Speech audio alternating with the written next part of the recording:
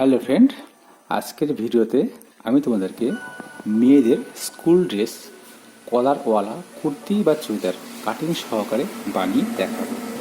তো তোমরা যারা নতুন কাজ শিখছো তারা একটু ভিডিওটি মনের সহকারে দেখতে থাকো। তো তার জন্য আমি কাপড় নিয়েছি। তো কলারওয়ালা চুড়িদার বা কুর্তি কাটিং করার জন্য আমি দুটো পার্ট একসঙ্গে কাটিং করব না, আমি একটি একটি করে কাটিং করব, সামনে এবং পেছনের। তো আমি প্রথমে সামনের পার্টটি কাটিং করব। তার জন্য কাপড়টিকে আমি দুভাজে ভাঁজ করে বিছিয়ে নিয়েছি। কাপড়টি আমি দুভাজে ভাঁজ করে বিছিয়ে নিয়েছি, দেখতে পাচ্ছ।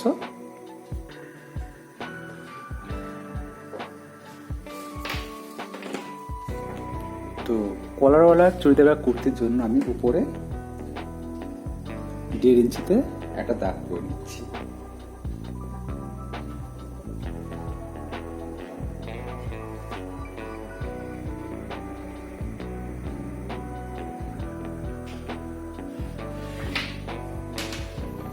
দাগ করে নিলাম। এবারে ঝুল নেব। তো কুর্তিটার ঝুল আমার 34 মতো। তো কলারওয়ালা কুর্তির জন্য ঝুলের সঙ্গে মাত্র 1 যোগ করতে হবে। তো 34 সঙ্গে 1 যোগ করলে আমি 35 পাচ্ছি। তো আমি 35 নিচ্ছি। ঝুলের আঁটকে নিতে হবে ঠিক উপর থেকে, একদম উপর থেকে। তো আমার 35 মতোই হচ্ছে কাপড়টা। তো আমি 35 নিয়ে নিচ্ছি।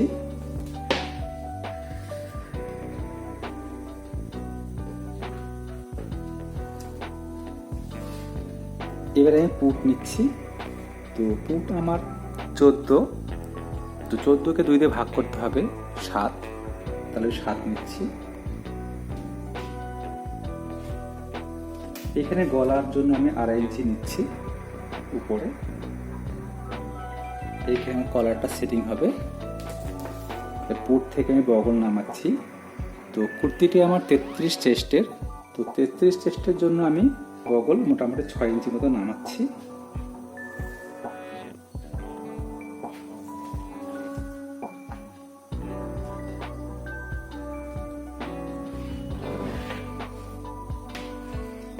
এটা হলো আমার ছাতির লাইন। ছাতির লাইন থেকে আমি হিপ লাইন বের করব মোটামুটি 13 ইঞ্চি নিচে। 12 থেকে 13 ইঞ্চি নিচে নামাতে হয়। তো আমি 13 ইঞ্চি নিচ্ছি।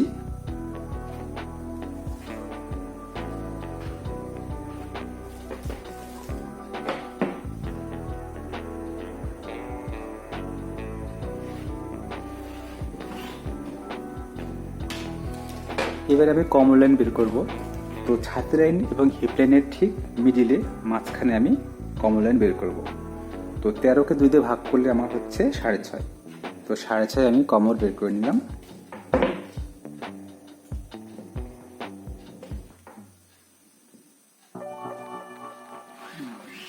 এটা হলো আমার কমর লাইন। এবারে ছাতির মাপ নেব। তো ছাতি আমার 33। তো 33কে আমি 4 দিয়ে ভাগ করবো। ছাতিকে 4 দিয়ে ভাগ করতে হয়, তোমরা সবাই জানো। তো 33কে 4 দিয়ে ভাগ করলে হচ্ছে মোটামুটি আমার 8.25 মতো, 8.25 মতো। তো আমি 8.25 নিচ্ছি। 8.25 নিলাম। তার সঙ্গে আমি সেলাই মার্জিনের জন্য মোটামুটি 2.25 মতো নিচ্ছি। এবারে কোমর আমার 28কেও ঠিক আমি 4 দিয়ে ভাগ করব। 4 7 28। তার সঙ্গে আমি সেলাই মার্জিনের জন্য 1.5 ইঞ্চি নিচ্ছি। তাহলে 7-এর সঙ্গে 1.5 যোগ করলে আমার হচ্ছে 8.5 মতো। তো আমি 8.5 নিয়ে নিলাম। এবারে হিপ লাইন ঠিক একই রকম। ছাতিকে 4 দিয়ে ভাগ করতে হবে। ছাতিকে 4 দিয়ে ভাগ করলে হচ্ছে আমার 8.25 মতো। তার সঙ্গে আমি 2 যোগ করছি।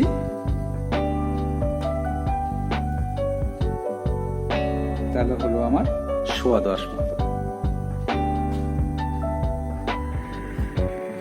এবার 10.25 থেকে মোটামুটি 1/2 ইঞ্চি ভেতরে একটা দাগ করলাম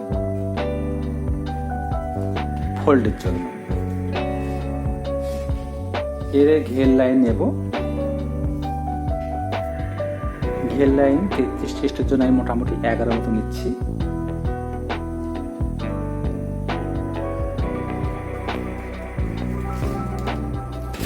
আমার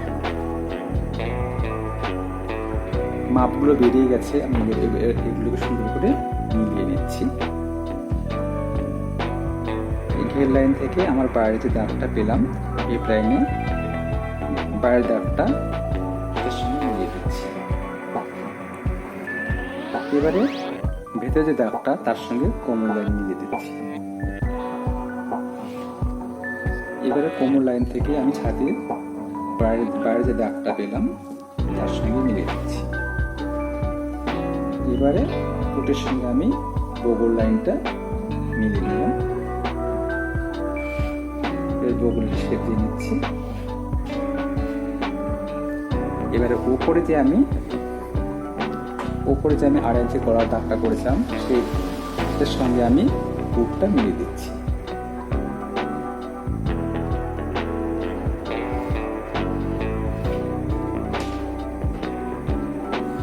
তো আমার সামনে পার্ট ড্রয়িং করা হয়ে গেছে। আশা করি তোমরা সবাই বুঝতে পেরেছো। বুঝতে না পারলে অবশ্যই ভিডিওটি বারবার দেখবে, তারপরে অবশ্যই বুঝতে পারবে। তো ড্রয়িং করা হয়ে গেছে আমার সামনের পার্ট। এবার আমি সুন্দর করে এটিকে কেটে নিচ্ছি।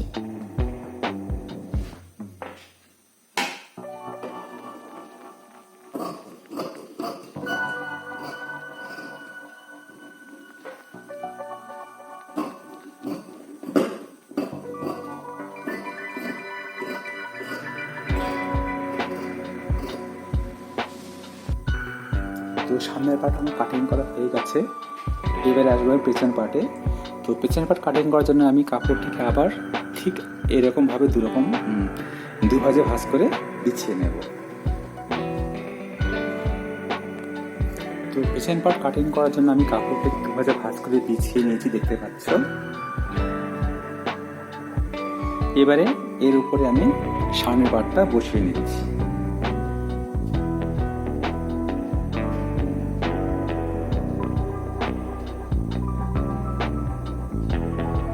সমান করে এর উপরে আমি বসিয়ে নিচ্ছি। এই সাইডটাকে আমার সুন্দর করে সমান করে বসিয়ে নিতে হবে, যাতে নিচের পার্টটা বড় বা ছোট না হয়ে যায়।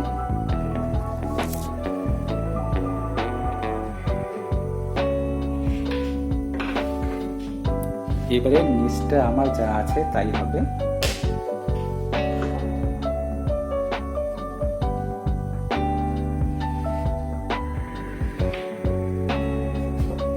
করে দাগ করে নিলাম। এবারে আসি উপরে আমার কিছু কাজ আছে যেটা খুব ইম্পর্টেন্ট। কলার কুর্তির জন্য, শার্ট কলার কুর্তির জন্য।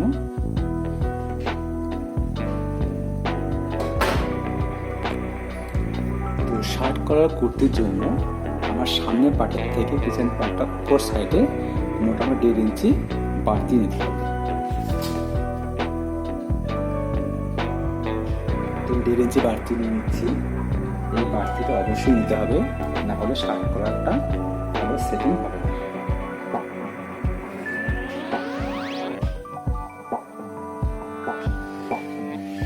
তো 1.5 ইঞ্চি বাড়তি নিয়ে নিলাম। তো এইখানে আবার নতুন করে পুট নেব। সামনের পার্টে পুট আমি 2.5 নিয়েছিলাম, পেছন পার্টে আমি ঠিক একই রকম ভাবে 2.5 নেব।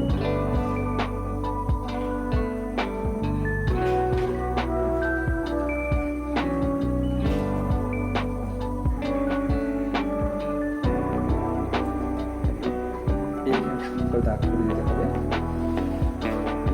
যেটা আমার পুট লাইন। তো এইটা আমার পুট লাইন ছিল, এটা আমার সামনের পুট লাইন, এটা আমার পেছনের পুট লাইন। তো সামনের পুট আমি 7 ইঞ্চি নিয়েছিলাম, তো এটাও আমি ঠিক 7 ইঞ্চি নেব।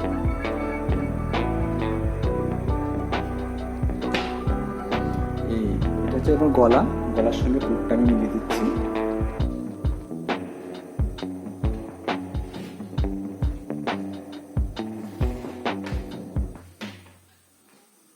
এবার এটার সঙ্গে আমি এটা এইভাবে মিলিয়ে দিচ্ছি। এবার আমি সুন্দর করে বগল কেটে নিচ্ছি। ঠিক এই বগল কেটে দিলাম। এবারে এটাতে আর কোনো কাজ নেই। এবারে এই দাগ বরাবর এর সঙ্গে কাপড়ের সঙ্গে সঙ্গে এটা আমি সুন্দর করে কেটে বের করে নিচ্ছি।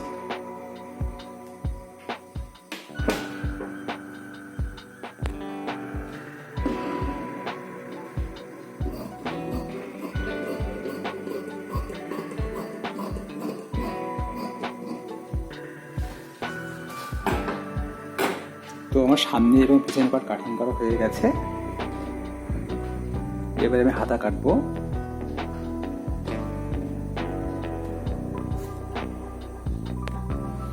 তো হাতা কাটিং এর জন্য আমি কাপড়টিকে 4 ভাগে ভাঁজ করে বিছিয়ে নিয়েছি, দেখতে পাচ্ছ। দুটো হাতা আমি একসঙ্গে কাটবো। তো হাতার ঝোল ছিল আমার 15 ইঞ্চি মতো, তো তার সঙ্গে আমি 2 ইঞ্চি চোখ নিয়েছি, 17 ইঞ্চির মতো নিয়েছি। এই সাইড থেকে আমি 3 ইঞ্চিতে মাইনাস করেছি, তোমাদেরকে আমি আগে দেখিয়েছি। এবারে আমি বগলের শেপ দিয়ে নিচ্ছি। এবার এখানটায় আমি মোহরি মোটামুটি 10 মোহরি আমার। তো 10কে আমি 2 দিয়ে ভাগ করবো, 5 হচ্ছে, তার সঙ্গে আমি আবার 1 যোগ করবো, 6। সেলাই মার্জিনের জন্য আমি 1 যোগ করে নিলাম, তাহলে আমি 6 ইঞ্চি মতো নিচ্ছি। এবারে এটার সঙ্গে আমি এটা বগলের সঙ্গে আমি মোহরি লাইনটাকে মিলিয়ে দিচ্ছি। এবার আমি এটাকে সুন্দর করে কেটে নিচ্ছি।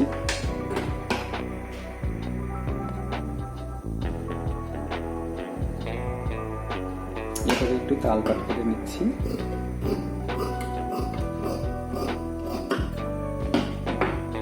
তো আমার হাতাও কাটিং করা হয়ে গেছে। এবারে কলারে আসি। তার জন্য আমি রেডিমেড কলার নিয়েছি। তো কলারটিকে আমি ইস্ত্রির সাহায্যে এইভাবে বসিয়ে নিয়েছি কাপড়ে, দেখতে পাচ্ছ। ঠিক এইভাবে বসিয়ে নিয়ে উপরের সাইডটা আমি একটু মুড়ে দিয়েছি। এটা বোতাম পট্টির জন্য দুটো মোটামুটি 13 ইঞ্চির কাপড় আমি ভাঁজ করে নিয়েছি ইস্ত্রির সাহায্যে, মোটামুটি 13 ইঞ্চি মতো, যেটাতে আমি বোতাম ঘর এবং বোতাম বসাবো।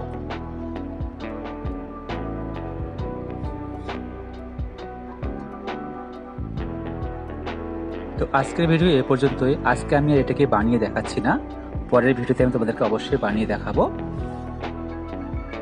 অবশ্যই ভিডিওটি দেখবে। আর এই ভিডিওতে আমি বানানো ভিডিও অবশ্যই লিঙ্ক দিয়ে দেবো, তোমরা একটু কষ্ট করে দেখে নেবে।